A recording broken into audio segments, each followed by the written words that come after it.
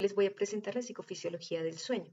Bueno, dormir forma parte de un ciclo biológico y se asocia a inmovilidad y relajación muscular. Y la privación del sueño induce distintas alteraciones conductuales y también a nivel fisiológico.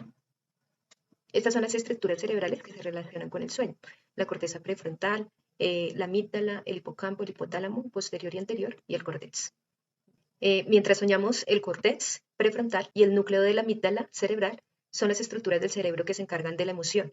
Se encuentran activas e incluso pueden activarse más mientras que estamos despiertos, lo que puede explicar las fuertes sensaciones y sentimientos que tenemos durante los sueños. En cambio, las partes del cerebro que se ocupan de la planificación, el análisis racional y la atención y la memoria prácticamente se encuentran inhibidas, lo que explica por qué los sueños son irracionales y tan faltos de coherencia. El hipocampo es donde mayoritariamente el cerebro almacena los recuerdos y durante el sueño hace una selección de esos recuerdos y esas experiencias que hemos tenido durante el día. El hipotálamo está implicado en la vigilia, el hipotálamo posterior y el hipotálamo anterior en el sueño. Y como podemos observar, el sistema límbico que regula las emociones está activo mientras soñamos y la amígdala responsable sobre todo de las sensaciones de miedo y ansiedad se manifiestan. Entonces, por esa razón, nuestros sueños pueden ser buenos o llegar a transformarse en pesadillas. Los sueños no suelen ser lógicos y la razón es que las zonas menos activas del cerebro son los lóbulos frontales que se encargan del raciocinio. Acá les presento las fases del sueño. Acá en la fase 1 y en la fase 2 son sueños ligeros, la fase 3 y 4 es sueño profundo y la fase REM, que es la fase de movimientos oculares rápidos, la fase en la que estamos soñando. Bueno, acá les socializo unas sustancias segregadas por el organismo que tienen relación con el proceso del sueño, según esta referencia bibliográfica en psicofisiología del sueño. La adenosina ejerce acciones reguladoras sobre el ciclo de vigilia-sueño y la deuda del sueño. La serotonina es una hormona cíclica y a diferencia de la melatonina, llega a sus niveles máximos en presencia de la luz solar. La melatonina está relacionada con la hora del día, es decir, que aumenta cuando está oscuro y disminuye cuando hay luz. La acetilcolina se encarga de regular el sueño REM. La noradrenalina se encuentra involucrada tanto en el control de la vigilia como del sueño REM y es un transmisor inhibitorio del sueño REM. La histamina prolonga el estado de vigilia y reduce el sueño. A pesar de todas las investigaciones realizadas, aún no se llega a una respuesta definitiva de por qué dormimos. Sin embargo, se reconocen muchos beneficios. Las neuronas se fortalecen, se reduce el estrés y aporta el bienestar emocional. El cerebro optimiza la creatividad, dormir mejora la memoria, mejora la concentración. Hay un proceso de restauración física y también se regula el apetito. Como conclusión, recordar que el 15 de marzo es el Día Mundial del Sueño. Acabamos de ver las estructuras cerebrales que están implicadas en el sueño, esas sustancias que se liberan durante el sueño y los beneficios que aportan a nivel físico y a nivel mental, desde el punto de vista de la psicofisiología. Muchas gracias. Psicofisiología de la emoción. Índice, elementos de la emoción, teorías de la emoción, biología de la emoción, patologías y referencias. Elementos de la emoción. Cambios fisiológicos en la excitación e inhibición notables. Sentimientos de agrado o desagrado, conductas expresivas de la emoción tanto en la cara como en el resto del cuerpo, conciencia clara y posibilidad de evaluación de la experiencia e influencias y consecuencias ambientales. Encontramos que las emociones son un mecanismo de defensa que le permiten al cuerpo activar la huida o la defensa con cargas emocionales fuertes. También que las emociones producen un desgaste psicológico, físico, emocional, incluso conductual. Encontramos las teorías de la emoción con James Lane, que nos dice que las reacciones corporales causan los sentimientos, que son reacciones psicológicas, a los cambios físicos ocurridos. Cannon Barr, en respuesta, nos dice que los cambios fisiológicos ocurren después de la emoción, en base a que las personas perdían la capacidad de usar su sistema nervioso autónomo y seguían sintiendo emociones y presentando conductas emotivas. Además, Charles Darwin nos propuso la teoría de las expresiones faciales, donde decía que es un mecanismo innato que sirve a los animales para comunicar su estado de ánimo. Gracias a esto, reconocemos hoy en día que hay expresiones mundialmente reconocidas como las del enojo, la tristeza, la felicidad, que se dan en los humanos. También el psicoanálisis con Freud nos habla de la teoría de la energía, donde tánatos y eros son muy importantes, pues se consideran la energía psíquica que se convierte en una fuerza motivadora. Nos habla sobre la catarsis, que es la expresión abierta de sentimientos reprimidos. La cognitiva de Darwin con el consciente emocional y lo explicativo de la experiencia emocional. Nos dice que podemos, tras una crisis emocional, reconocer una estimación cognitiva con interpretar la excitación fisiológica, los sentimientos inconscientes, las respuestas conductuales y los pensamientos conscientes en el hecho de la emoción.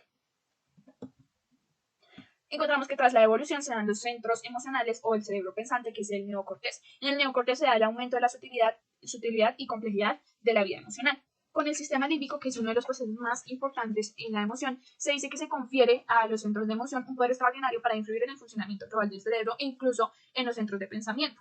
Además, encontramos la amígdala y el hipocampo. La amígdala se encarga de los recuerdos emocionales, así como de la memoria del aprendizaje, y el hipocampo registra los hechos como tal. Entonces, estos son los dos registros del cerebro. El hipocampo registra la situación mientras que la amígdala le da una carga emocional. El sistema nervioso autónomo, que controla las funciones corporales como activar, excitar y despejar el cuerpo.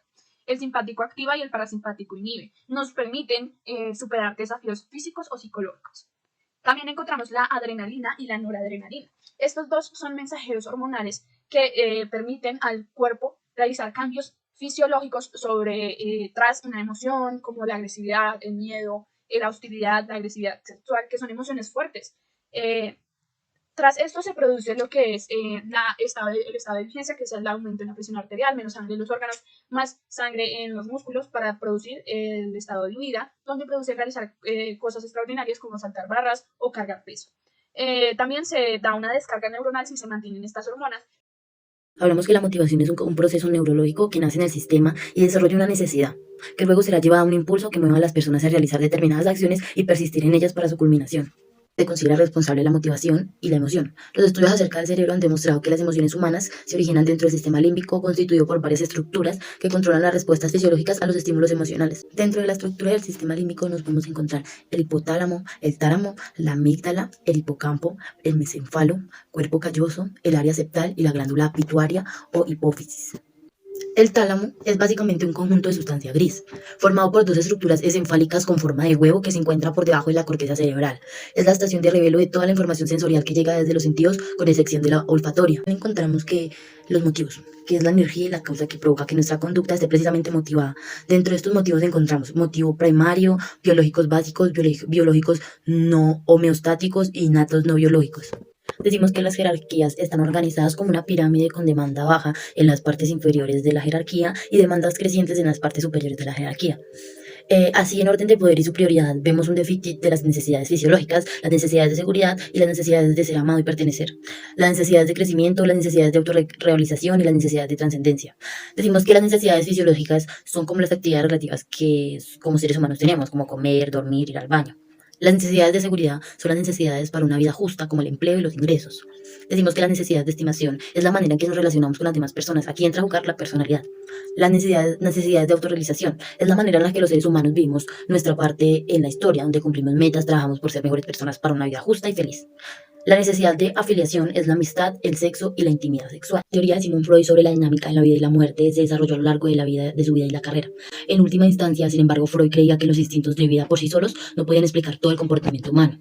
Freud publicó su libro Más allá del principio del placer en 1920.